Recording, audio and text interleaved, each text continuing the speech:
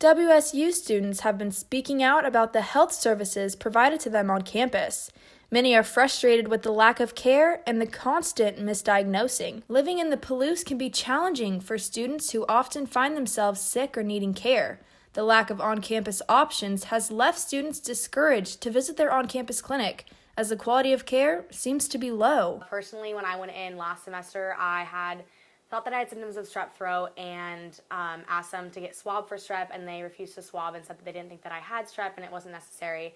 And then the next day, as my symptoms got worse, I went to Pullman Regional and they swabbed me and I tested positive for strep. So little things like that can kind of make a big difference on students here. Some students even find that the athletes on campus seem to get a better quality of care in a shorter amount of time. My experience at Health and Wellness was definitely pretty interesting.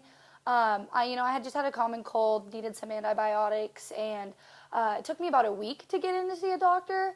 But then my friend, who is on an athletic team, she was able to call the same day that she, wasn't feeling well, and got in like that same day.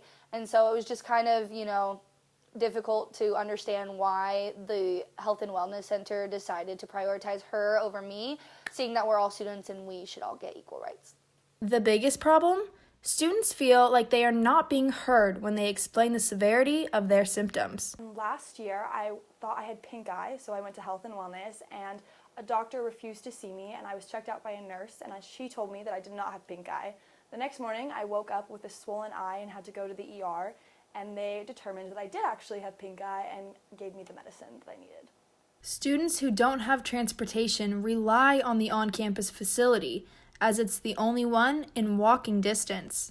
Often when I go in, I don't feel like I'm always getting the best attention and care that I should be getting, and getting misdiagnosed, or I'm not sick enough for them to help me, which is unfortunate because that's the only place I can go on campus. Sometimes I feel like the nurses and the staff there aren't giving the best treatment. Sometimes they just kind of want to get you in and out because there's so many people that try to get in, and unfortunately it shouldn't be that way.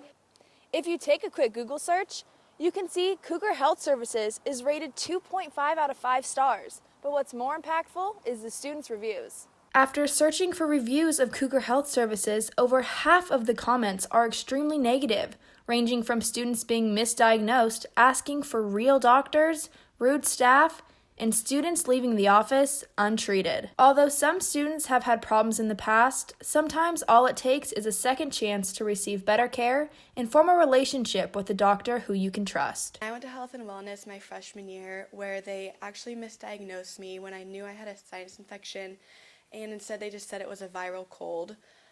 So after that, I kind of lost trust for Health and Wellness. Now I go to a girl named Tracy Von Camp, where every single time since she's been able to diagnose me with what I have and give me the correct medication. Students are hoping by speaking out and writing truthful reviews, they can spark enough noise to have better, more efficient treatment. For Mirror News 8, I'm Kirsten Rosser.